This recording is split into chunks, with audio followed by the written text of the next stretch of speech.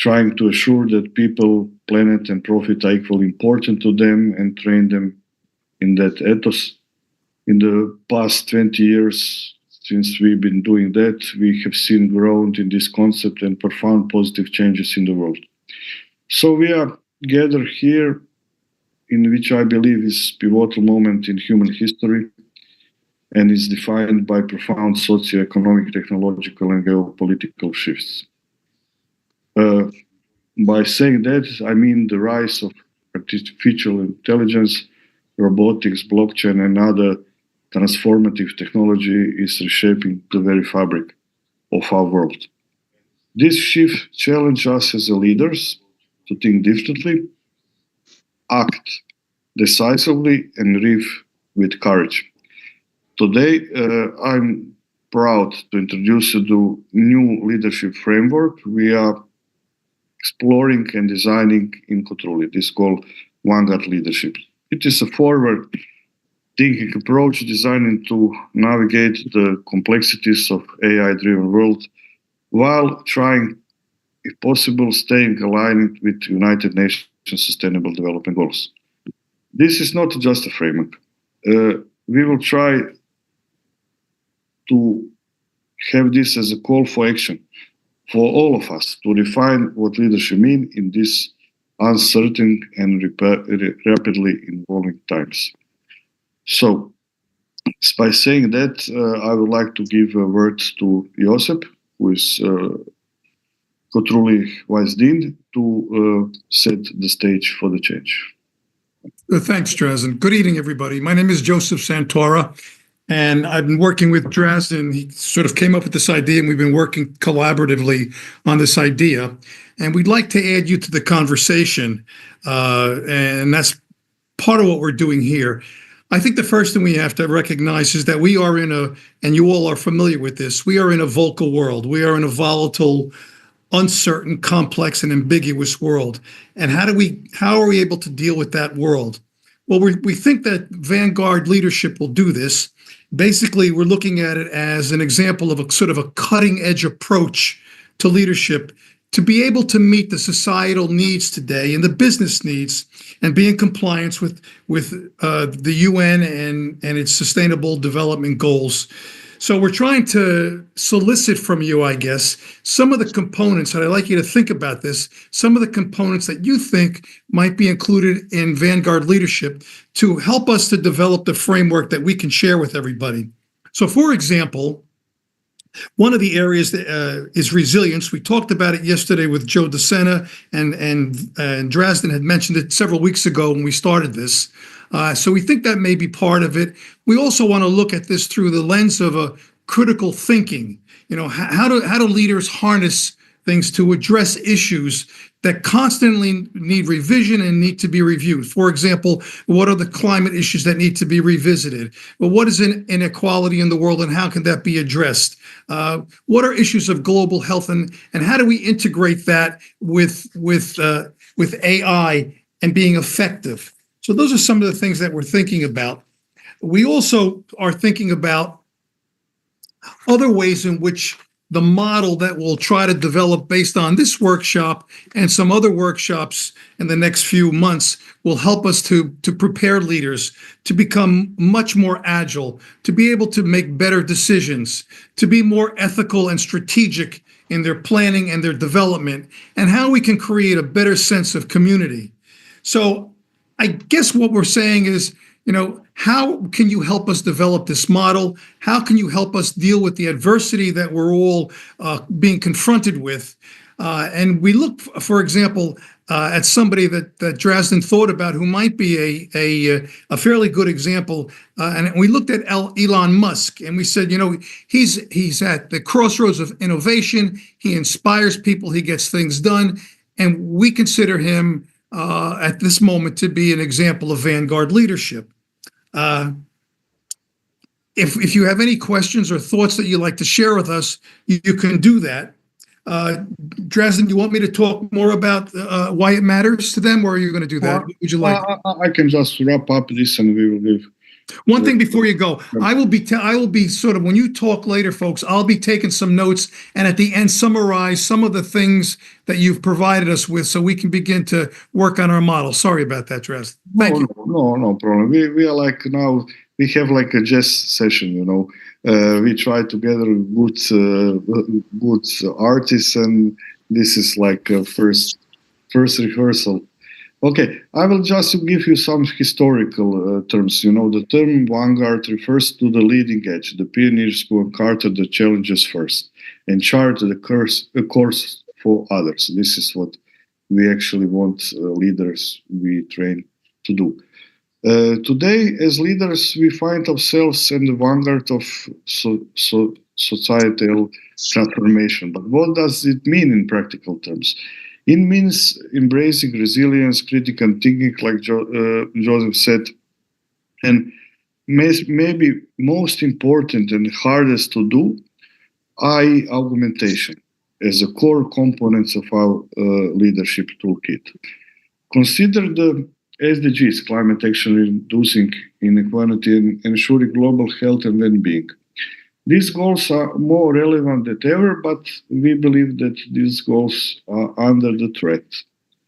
AI and automation can erode green agendas, diverse initiative, and inclusivity, as the world will increasingly prioritize efficiency over equity. Yeah, that this is happening, and we just need to see how we can fit in this new world.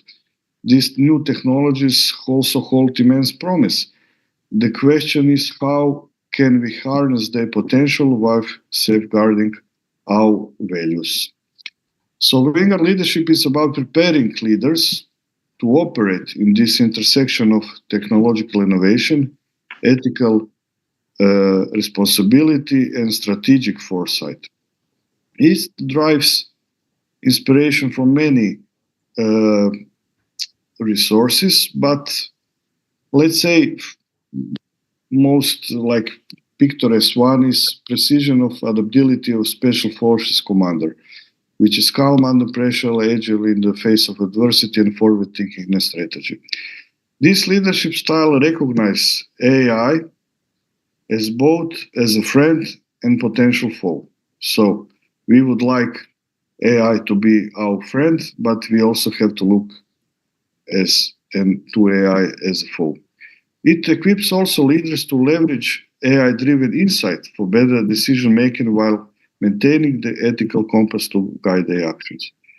And in the end, it's most important, it is about building a community of leaders, community who are impactful with their organization and contribute to the whole well-being of their people, of the planet. This is like a vision. So, why this matters to you?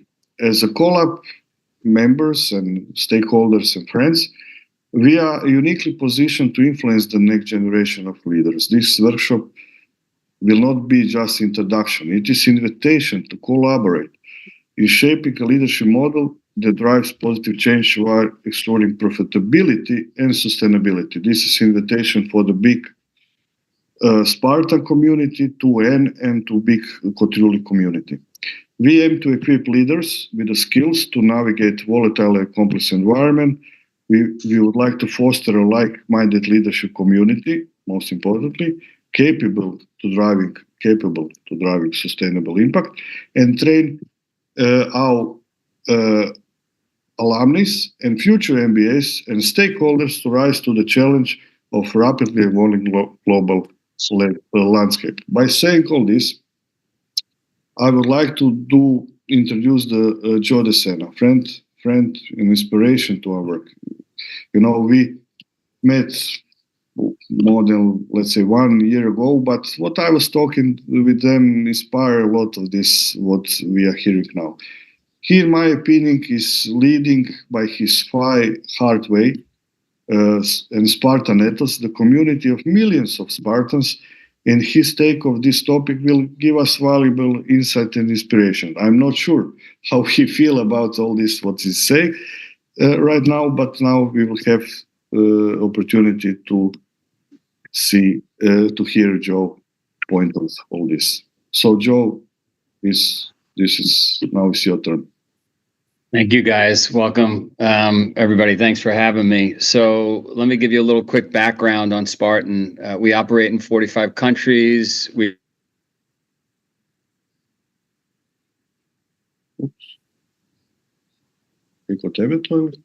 It's frozen. Oh, now it's good. Now it's good. Can you hear me? Yes? Yeah, you were frozen before. Here it was frozen. You are operating in 45 countries. I operate across 45 countries, have about 11 million customers, have crossed the finish line.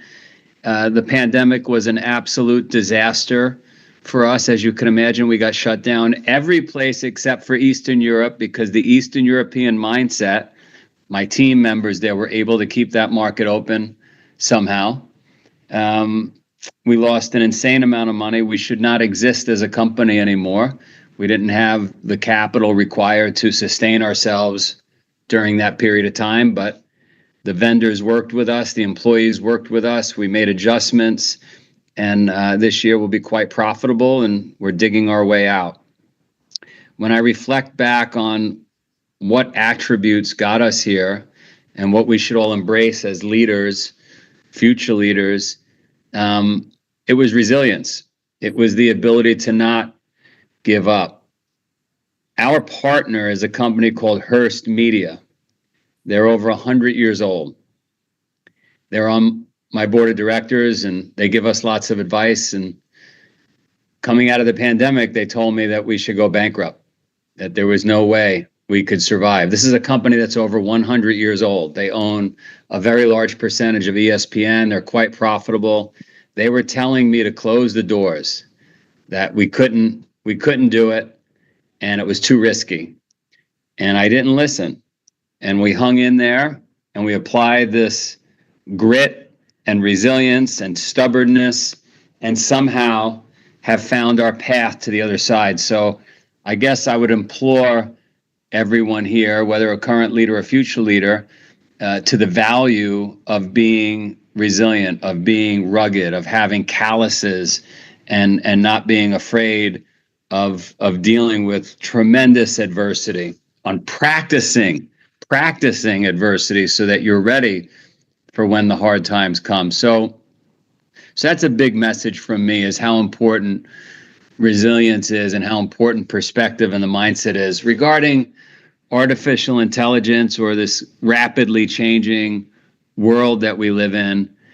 Look, you can't put it back in the box, so it's here to stay. We started embracing it very early on, selfishly, because we said we have to be able to do more with less. How do we operate a company with less people? How do we achieve better results with less resources? Because we had to. We were coming out of the pandemic. And I have to say that the tools are incredible. The biggest challenge we're seeing is the human beings within the company embracing the tools. It's not unlike any other technology where human beings just don't embrace change.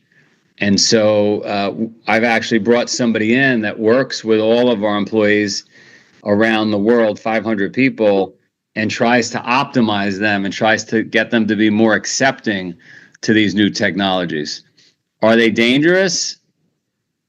Maybe they could be in the future. Right now, they're incredibly helpful. Just as helpful as the internet or search engines were, or spreadsheets or calculators, or you name it. So we're embracing it. If you guys want, Dresden, if you want, at 12:30, Brian, who you met yesterday, is willing to speak a little bit about the methodologies and how he's trying to implement AI into our company. But we love Elon Musk. We love efficiency. We love survival. And for me, it's all about doing more with less, being incredibly resilient. And then to your last point, of course, we want to do the right thing. We want to do the right thing for human beings. We want to do the right thing for the environment. We want to be purpose-driven. We are very fortunate with our company in that we change lives. So I don't get too worried about planting trees or worrying about plastics. Of course, I want to do the most I can for the environment, but I also have to be sustainable. I have to, because if I don't survive as a company and I plant a lot of trees and I worry about plastics or you name it, or I have too many employees, well, then I can't change lives. Then I can't touch another 11 million people or 90 million people. So I have to exist. We're a for-profit entity, right? We've got to be sustainable ourselves financially. And that requires resilience. That requires new technologies, embracing the environment, and then yeah, having a purpose. I don't know if you have any questions or not, but those were things on my mind based on yesterday's discussion. Joseph, anything I missed? Yeah, this is great. Of course, when Brian will be able to join up, he can just jump and start speaking. Yeah, as I said, you are like a role model for this leadership concept we are trying to develop. Absolutely, you can't take care of everything in a planet, but you take your own part in much bigger share than any one of us and most people, basically all people I know. so that's why I say you are like the role model for us. Maybe if anyone from the audience have some question for you, maybe usually it will be better that you put it in a chat so we can select. And maybe now, while we are waiting for Brian, we can give Adriana time to say something also. Adriana. And still not time to say goodbye, just time to say hi. Hi everybody. My name is Adriana Winter. So what I do in my life, the whole my life, I'm engaged with drug discovery, which means that I have very exciting job trying to discover new drugs for patients around the world. What I'm doing at the moment, I'm global head of drug discovery and a member of the management board at Solvita. I lead interdisciplinary scientific teams with over 600 scientists across Europe and US. Actually, why I'm here today and why I engaged with Dražen around this is that I also am trying to help other leaders to be built, to learn out of my experience. I remember when I first time transitioned from the lab to being a business leader, I remember walking into the room, like there were like many of those very seasoned executives. And I was like real scientist, having all of the data, graphs, fight plan, and everything what scientists would rely on. But as I presented, then first time actually in my life, I realized they were not looking for a perfect graph. They were looking for confidence, for a vision, and the trust. And that day I learned that leadership isn't just about expertise. It's about inspiring others and believe in your vision and execute it with you. So to me, generally, leadership is about navigating uncharted waters while staying true to one's value. Throughout my career, I've been challenged to balance empathy with decisiveness.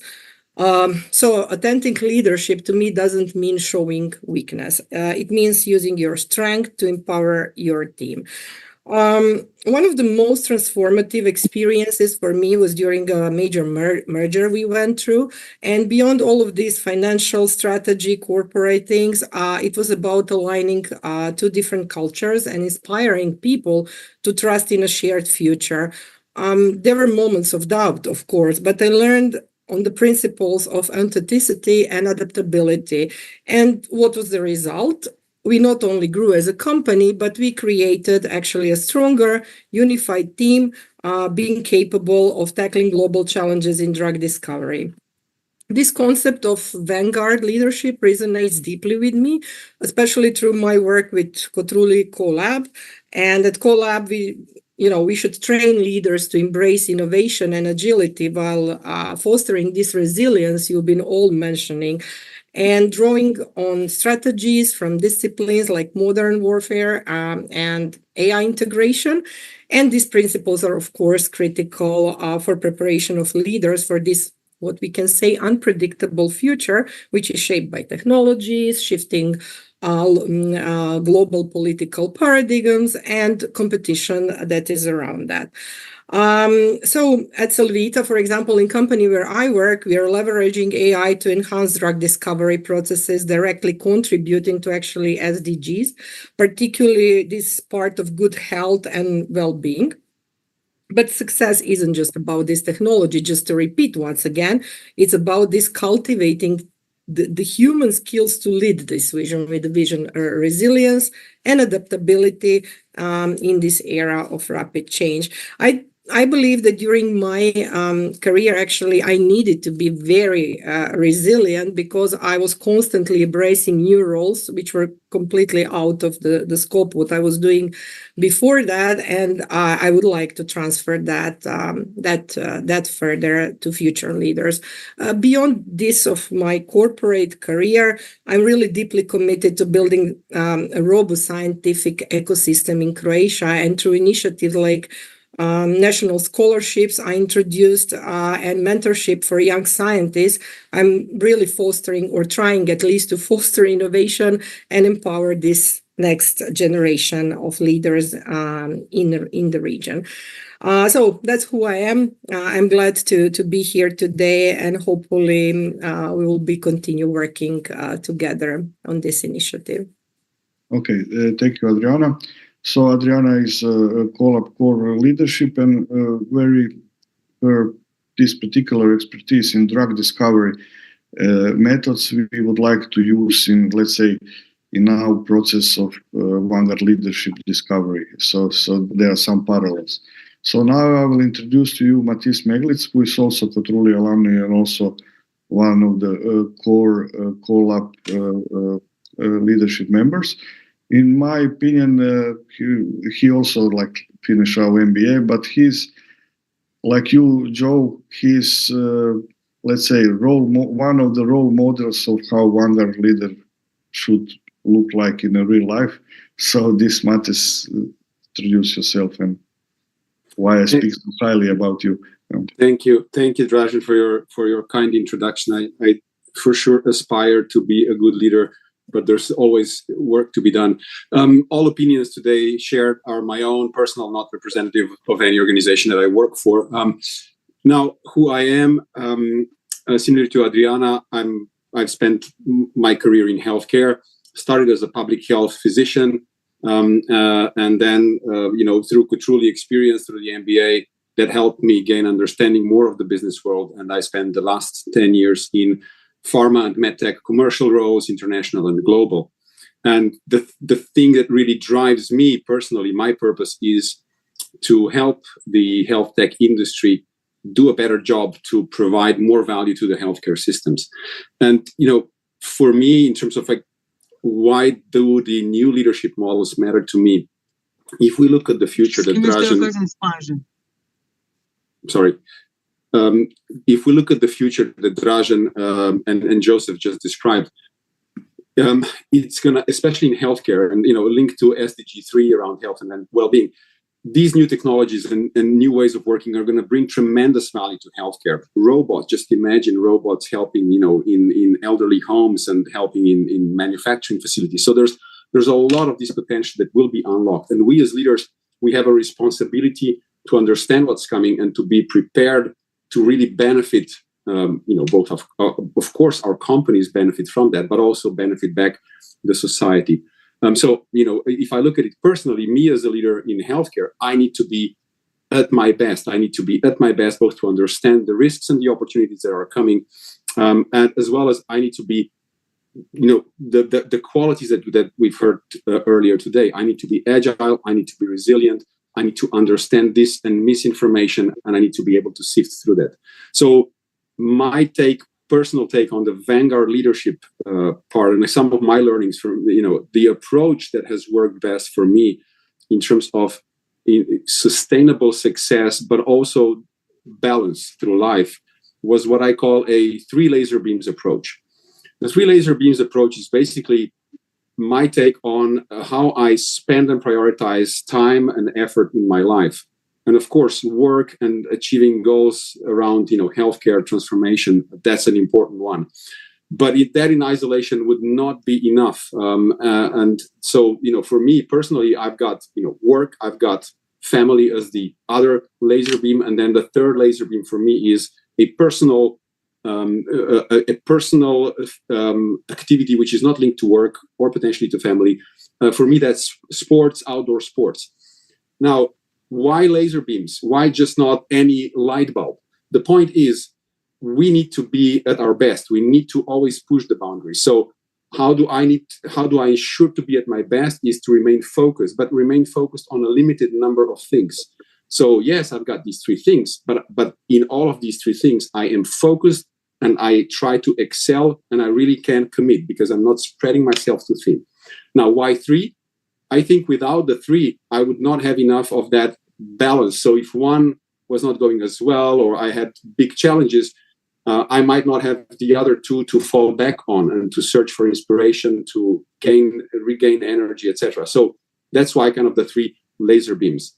The other learnings for me in terms of how do we keep pushing ourselves to remain agile and understand the world that is coming is constantly pushing ourselves out of the comfort zone. For me, that's achieved through learnings and challenges in work, but also in sport. So I also, I do outdoor sports like climbing and mountain biking, and I always set myself challenges, which sometimes I would think, oh, I don't think I can do this.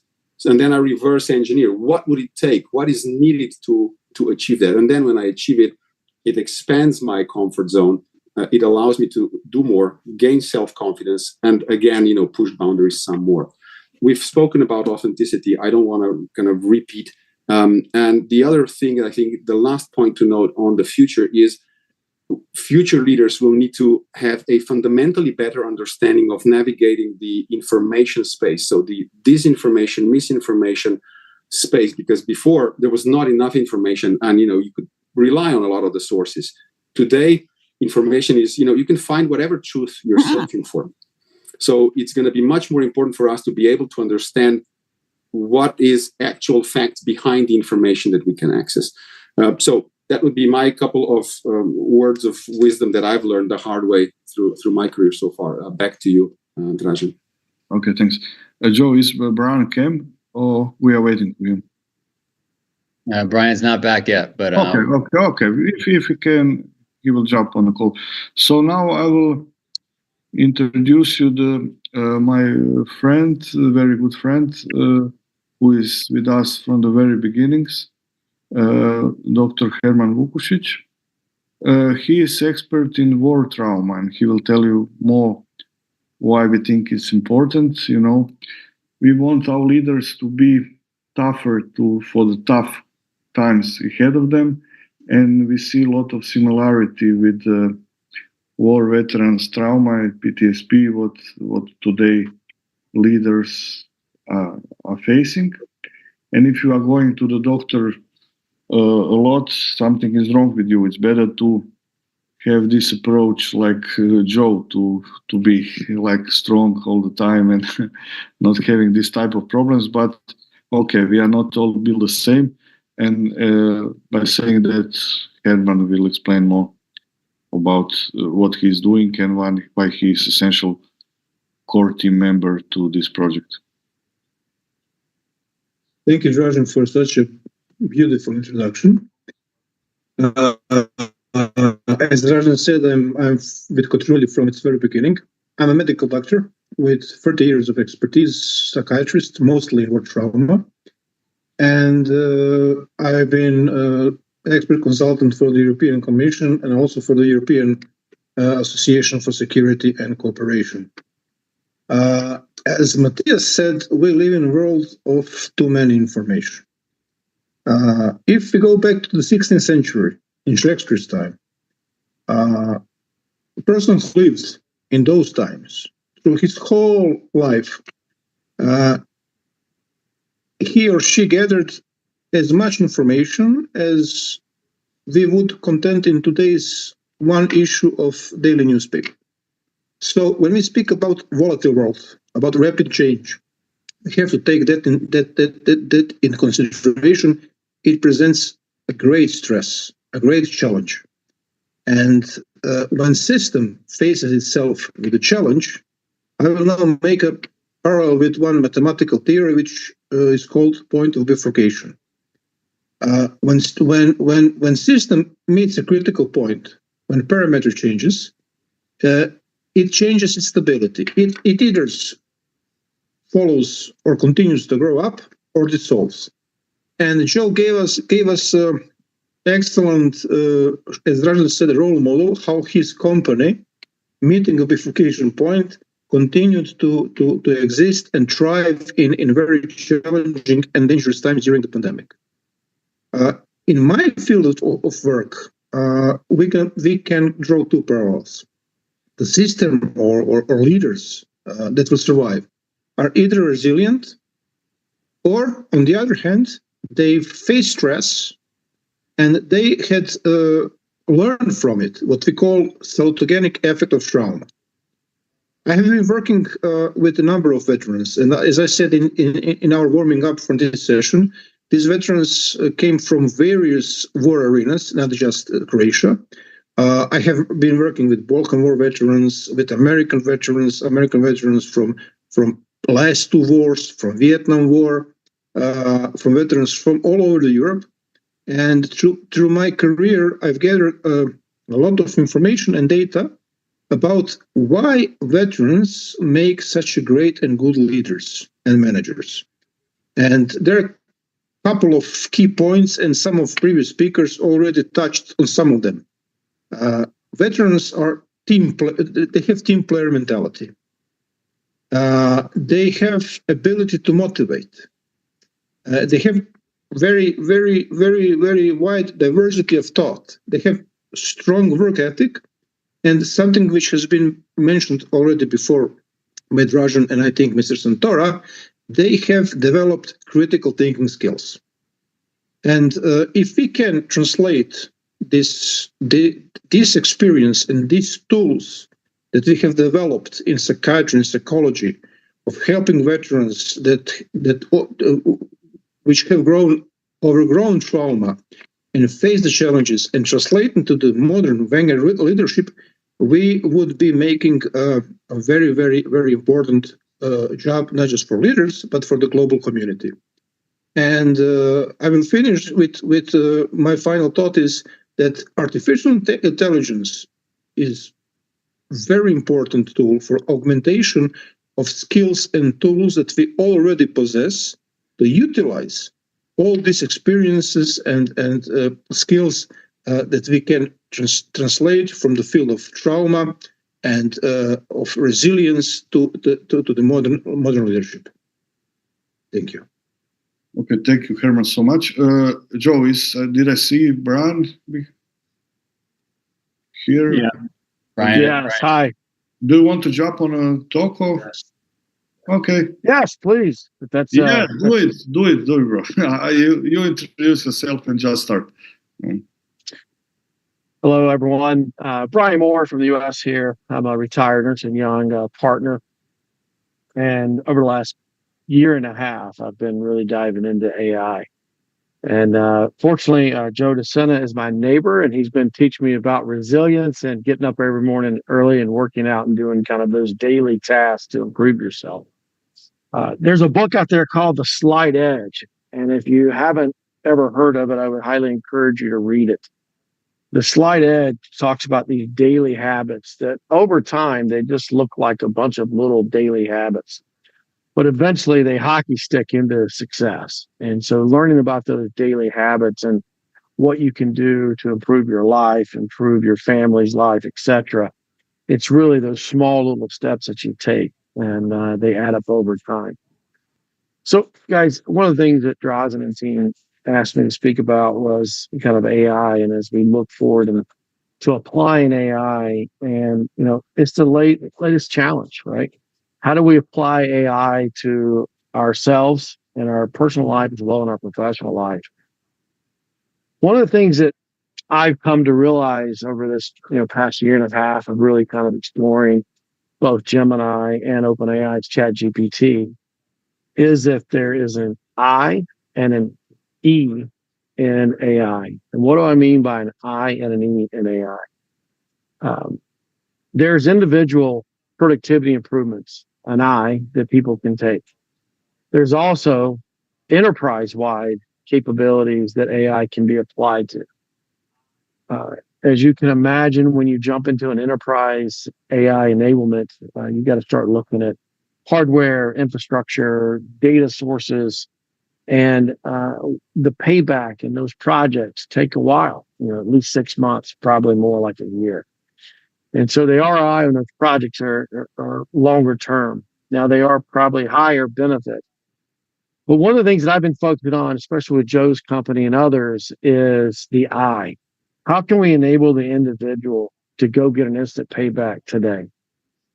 And there's a couple things, and again, it goes back to that slight edge. What are those daily habits that you can incorporate around AI that will help you drive productivity for yourself? A couple things that I suggest to companies I've been working with is those individuals is anytime you have something that you really do not like to do in your daily job, go to ChatGPT and ask it how it can help you. Everyone's got their favorite prompt, and the great thing about it is we're all learning together. A prompt that I've recommended, it's got 4 parts, and it's really just, it takes a little courage on your part to go do this. But the 4 parts are: tell it how to act. I want you to act as a McKinsey consultant. Tell it who you are. I am responsible for accounts payable. Tell it what you're trying to do. I'm trying to reconcile intercompany accounts. And the 4th thing is just say, how can you help me do this? Ask me questions to help me do this. So tell it how to behave. Tell it who you are. Basically, introduce yourself.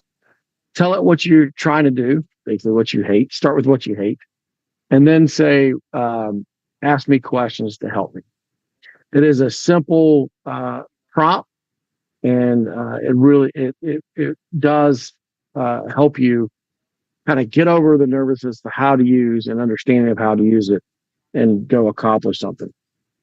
The second thing, kind of those daily habits that we all have, is you have a question, you go Google it. Stop Googling.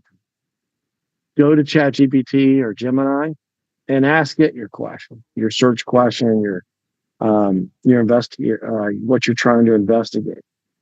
Stop going to Google. Go to your favorite AI. Put that link where it's easily accessible. Put it on the front of your phone, on the front screen. Put it on your desktop. Go there first. Start making that kind of your daily habit. I talked about if there was something that you dislike doing, go there. But also go there if you just have any task. If anyone asks you to go do something, just jump in there and again, try that 4 prompt. I was bragging to Joe this morning. I'm working on an IT strategy for a large corporation, and we have to do some IT guiding principles coming up, a workshop in the next week. They've given me about 50 documents of their strategies and their processes and their procedures. I loaded into ChatGPT, and I asked it to pull out any guiding principles. I then went and said, act as a McKinsey consultant, pull from McKinsey's research, any leading class, nonprofit, IT guiding principles that you can find. And it did. I then asked it to build me a PowerPoint of a workshop to draw consensus around IT directors in a nonprofit. It built me a 10-page PowerPoint. I did this in probably 10 minutes. So again, you guys all know, very, very powerful.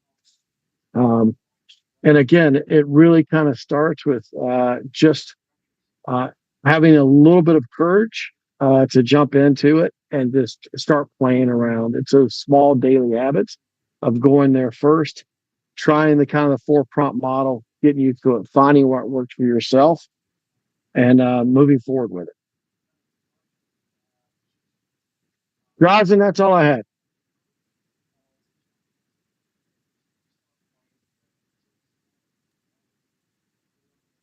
You're on mute, Drazen. Sorry. I'm fine. Yeah, the point is that AI development is evolving very fast, and we as a people hardly evolve very fast. So we need to.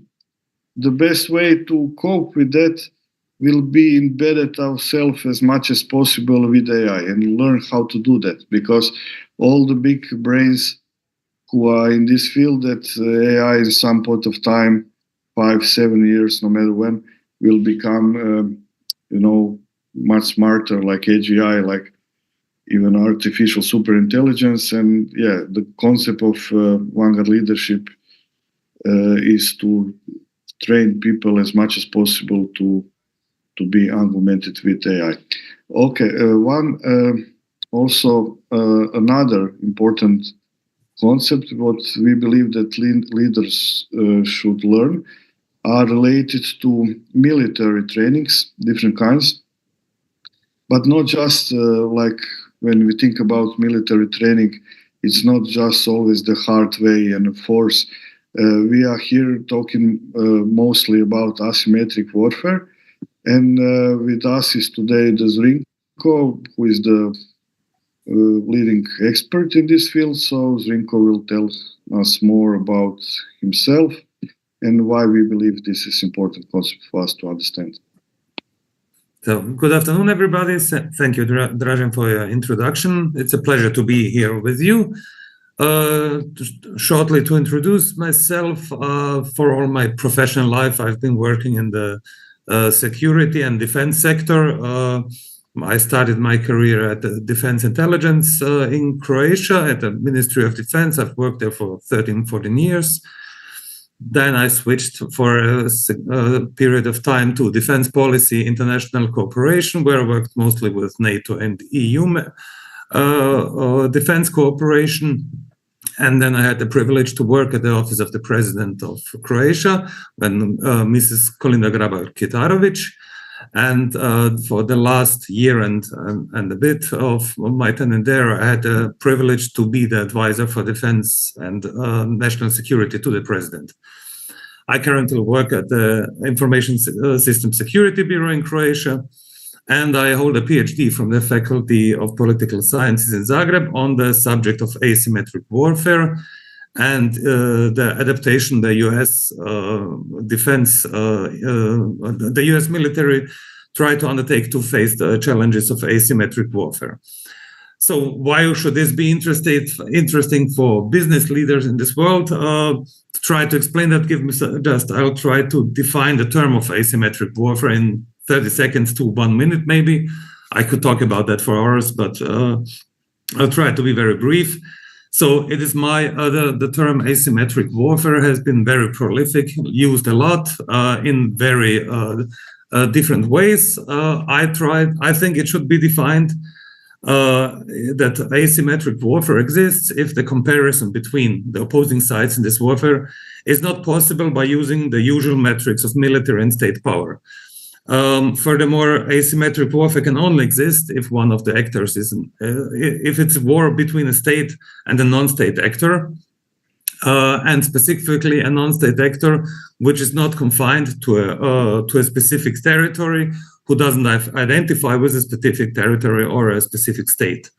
When you apply these restricting factors to the definition, you come to the conclusion, and I come to the conclusion, to be more precise, there is only one historical example of asymmetric warfare, which is really a new and different form of warfare. And that is the war between the United States and the global jihadi Salafi movement, if you want to call it like that, or what was popularly known as the global war on terrorism. In this conflict, a modern state was confronted by a supranational non-state actor, a movement or a network of networks. This network or movement was not limited to a specific territory of one or more states, The number of this movement can't even be estimated, let alone precisely defined. It had no clear structure, no clear hierarchy, and the only cohesive factor was its religiously based ideology, which was also quite loose and not strictly defined. So nevertheless, such an opponent was able to face the world's only remaining superpower. This opponent had no significant military potential worth mentioning compared to the US. And despite all of these factors, they were able to challenge the United States. They were able to disrupt their way of life, not destroy it, but disrupt, and even to challenge the Westphalian system of states as such. How were they able to achieve that? And how did the United States try to adapt to these new challenges? That's probably the lessons learned that should be interesting for business leaders. And how to use this knowledge gained in this warfare. There are a few points I would just point out why it is important for business leaders. You can learn from this conflict how to adapt to disruptive competition, for example, how to react if you are a big business to new startups that use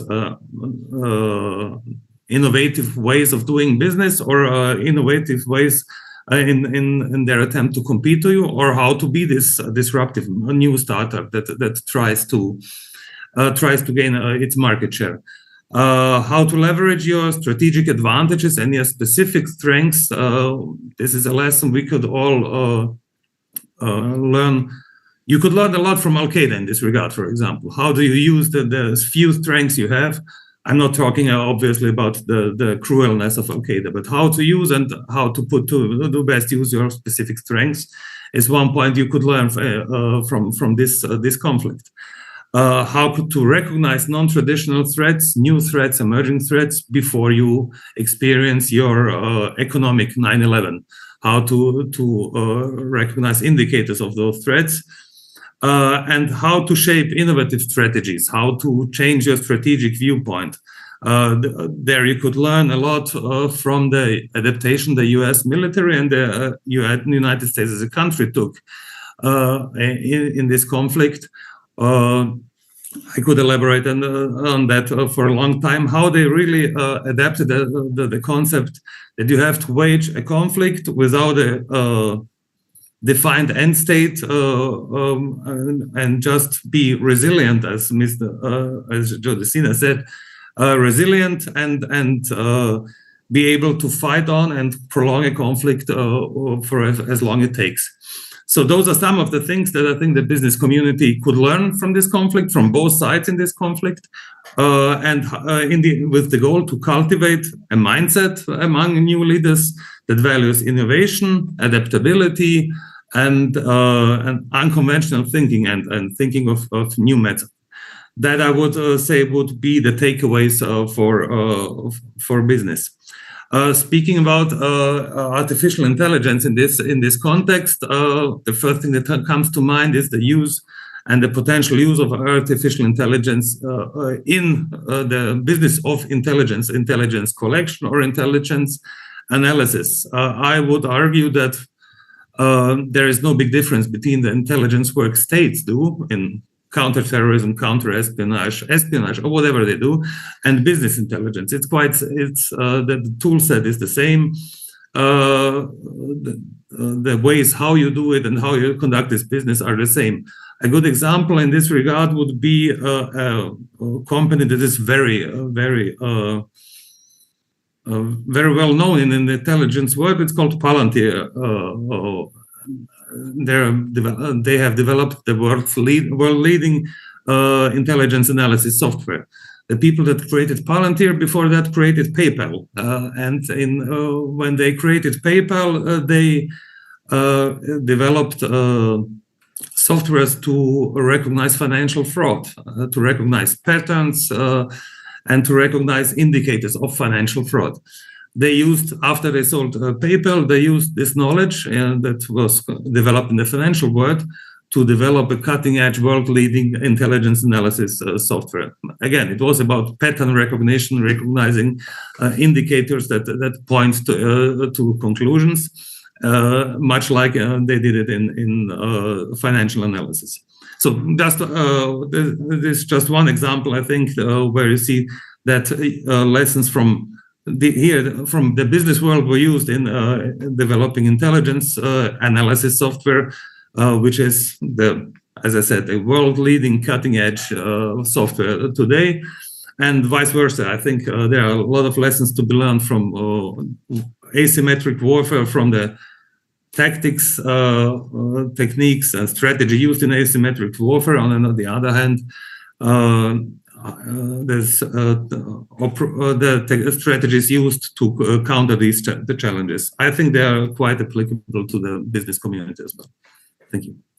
Okay, if anyone of speakers want to add something to this speech, if not, Joseph will say the final words, and then I will wrap up a little bit, and then we will continue with a few questions from the. Yeah. So if anybody, nobody. Okay, Joseph, maybe you can say a few words for the end. Yeah, what I'd like to do is... Matt, did you raise hands? Sorry. No. Sorry. Okay. Sorry about that. What I'd like to do is I've taken some copious notes while everybody was talking, and I'd like to see what themes sort of emerged from all of this. I mean, Drazen set the stage, if you will, for what we think Vanguard leadership is and the need for it. I talked a little bit about sustainability, and that was echoed by Joe DeSena. Sustainability, resilience, and using certain tools, new technology, perhaps to deal with financial stability. Adriana talked about her role in drug discovery, and some of the words that she used were confidence, inspiration, living in dealing with turbulent leaders, and trying to align different cultures, particularly as it connected to the merger with her company. Mathis talked about healthcare and ways in which he could do a better job in the healthcare system. He talked about robots, and he used this, what I wrote down as a sort of a three-legged approach to life.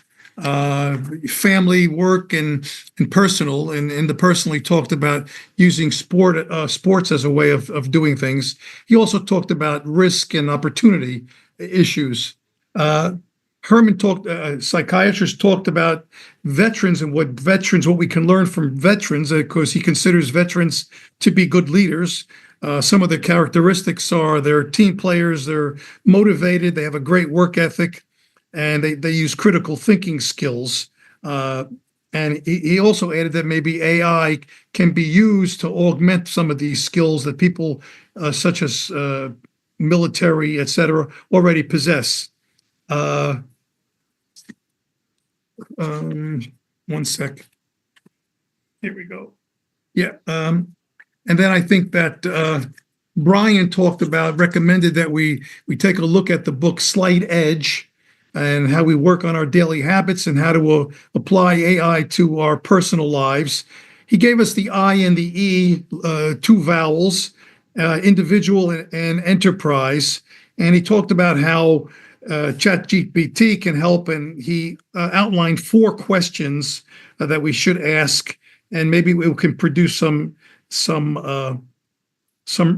responsive answers. He also sort of shocked me by telling me to stop using Google, that I use every day, and basically to go to AI and try to get quicker and better information. And I believe last but not least, Cinco talked about asymmetric warfare. He gave us some background of his life and his work history, and he gave examples of the U.S. and the jihad, the global jihad, and how members of the global jihad were not able to overtake the U.S., but gave them considerable problems. And he said that he tried to make the connection between big business, what business can learn from this warfare, how we can leverage strategies how we can recognize new threats. And he called something which was quite interesting to me, how do we deal with something like an economic 9/11? Basically, he said we need to innovate, adapt, and have unconventional thinking. So I think those are the lessons that he talked about there. It gives me an opportunity to think about how we can, Drazen and I can incorporate some of these ideas into the model that we're trying to develop. So if anybody else has any other thoughts, please share them with us, because we'd like this to be as comprehensive and useful a model as it can be. Those are my sort of wrap-up thoughts, summary of what's going on. Anybody have any ideas or thoughts or would like to add something? Okay, if you finish, let's have a few questions. We don't have too much time left for us. Maybe I can address some of you with the questions, and if anybody also would like to be addressed, just put it in the chat or raise the hand. So, Adriana, about all of these elements, we're trying to figure out which are most important in this framework of Vanguard leadership. Resilience, critical thinking, AI augmentation, okay, and some like this asymmetric warfare may be harder to understand. But what is your take, Adriana, on that? I think, but I don't think I'm the only one here, that resilience is a key, that leaders really need to learn how to adapt to fast-changing environments without losing the sight of course, on long-term goals. Otherwise, you just cannot survive as a leader in this modern world.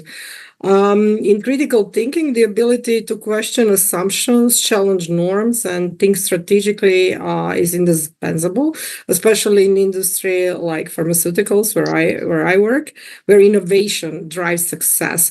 And then, of course, AI plays a vital role with providing predictive insights and automation, which is needed for some routine tasks. So we can use people to do smarter stuff than just use their hands, for example, in labs, and then freeing leaders to focus on strategic and human-centric decisions. That would be, my main. What do you think, Herman? What would you like to? Well, first of all, I'm personally very grateful for the opportunity to participate in this event, because you never stop learning in your life. And I've heard great thoughts today. And what I would like, my take on today's event is, and from my experience, people never stop to change and to grow. If you put a little plant in the corner of the basement, dark basement, and just a little sliver of light in upper corner, it will grow toward the light. So from everything what we've heard today, the concepts of resilience, of capacity to embrace change, and if we can implement that with the augmentation of artificial intelligence, we will make a great contribution to the field of leadership through our Vanguard project. Yeah. Herman, can I ask a question, please? Would you mind? No. As you were talking, I before you spoke, I wrote down, how do you introduce change in the organization? And I'm wondering if we need to consider at all the idea of having leaders who are charismatic, leaders who are people are willing to follow to get these things done. Because I have found in my consulting and my writing and everything else that it's very difficult to make people change. People are basically wedded to the same idea. They don't like change. And I think one of the folks earlier talked about the difficulty in changing people. So I'm wondering if you think that elements or traits such as being charismatic or leading by example, do any of those things resonate with you? Joseph, those are very, very important traits because they resonate with people's emotions. Right. And emotions is factor that will motivate person to change and growth. So definitely, this is very, very, very important for a leader to be charismatic, to have charisma, to have traits such as this, because it motivates people through emotions. This is the best way to motivate people. Do you think that should be included in the model in this Vanguard lead? Yes. Absolutely, okay. Yes, absolutely. Thank you. Yeah, I would like to add something, Joseph. Sure. Out of my experience, I completely agree with what Herman said, and adding the thing what I saw in my organization, and that was visible with the introduction of AI tools. Where, for example, scientists in labs were, they were just hesitant to use it. It's something new. We don't want to change. And then if you make those tools being very friendly, and you can demonstrate to them that it really helps them, to be better in what they are doing, to be faster, then that was a winning point for us. But we needed to invest quite a lot to make it like very friendly to users. Okay, thank you. Zrinka, I think, was first. Maybe Zrinka.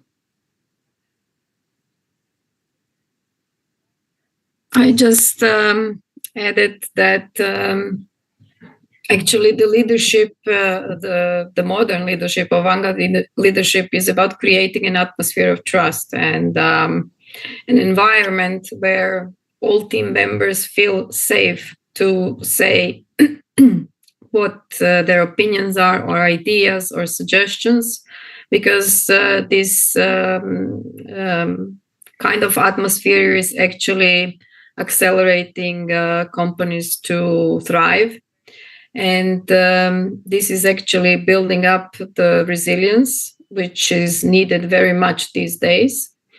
And if all the team members feel the kind of ownership of the project or of the company in emotional sense, this company is about to be a success.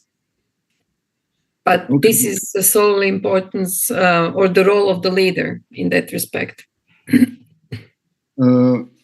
Okay, Sarah is next. Hey guys, a couple of thoughts. Maybe Sarah, you can introduce yourself because people don't know you when you are. So yes, good evening everyone. Sarah Schwab is my name. I'm founder and CEO of the Experience Accelerator, and I'm also faculty. I lead the Future of Work, a module for the EMBA at Kutruli. I'm doing research into Gen Z at the moment. This generation will be up to 30% of the workforce in the next few years. So I think there's two words of caution that I am personally quite worried about.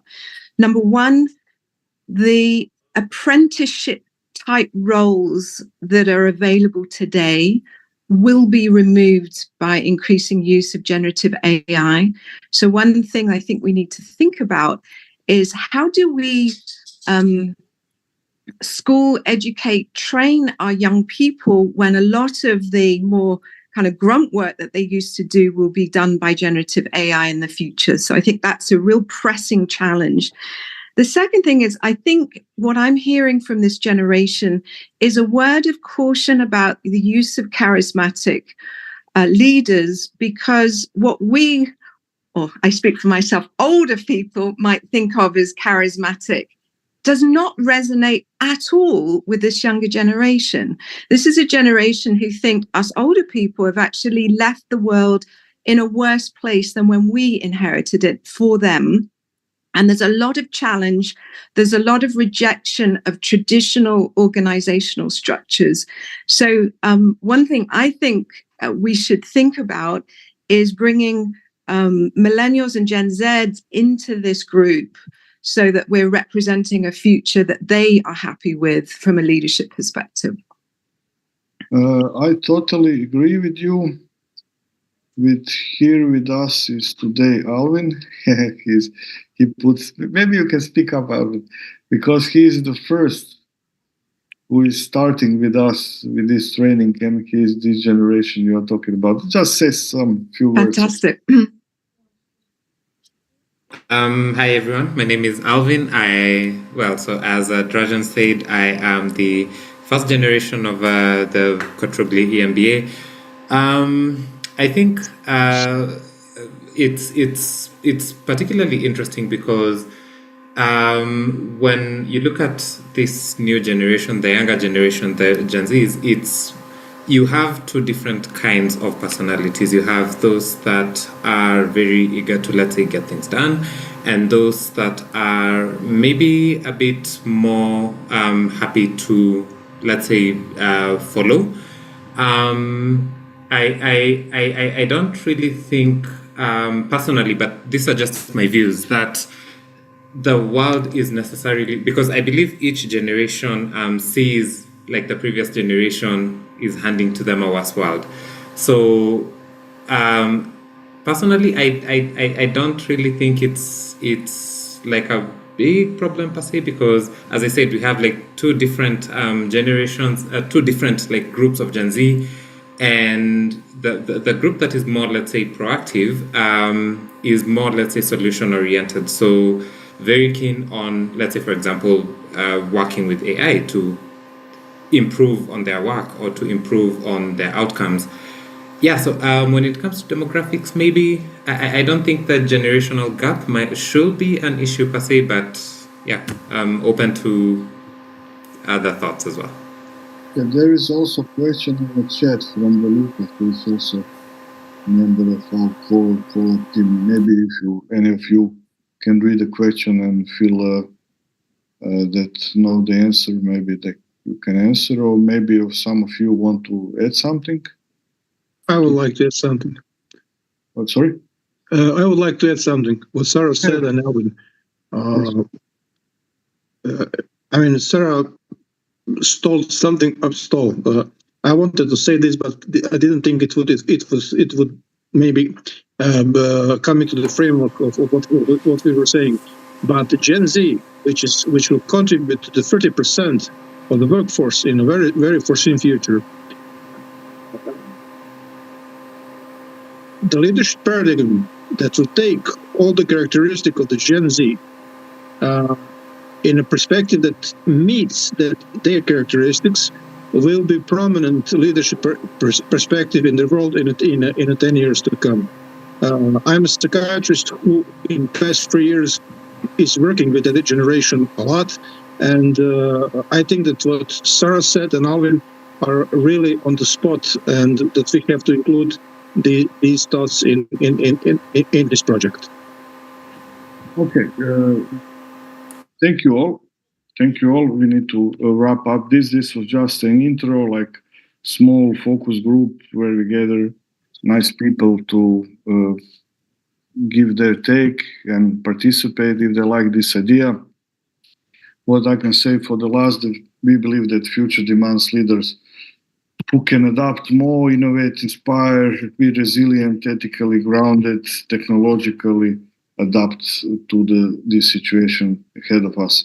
And as a part of this collab community, where we're trying to gather 2,600 Kotrogli alumni, we believe that we can gather enough power, manpower, lady power to lead this transformation. And let's stay in contact. And if you're interested about this topic, and let's develop this concept together in a collaborative way. Thank you all for your thoughts in discussion and your invaluable insights. So thank you, everybody. Thank you, everybody. Thank you. Bye. Bye. Thanks. Bye. Bye. Thank you all. Bye. Thank you, Dražen. Thank you all.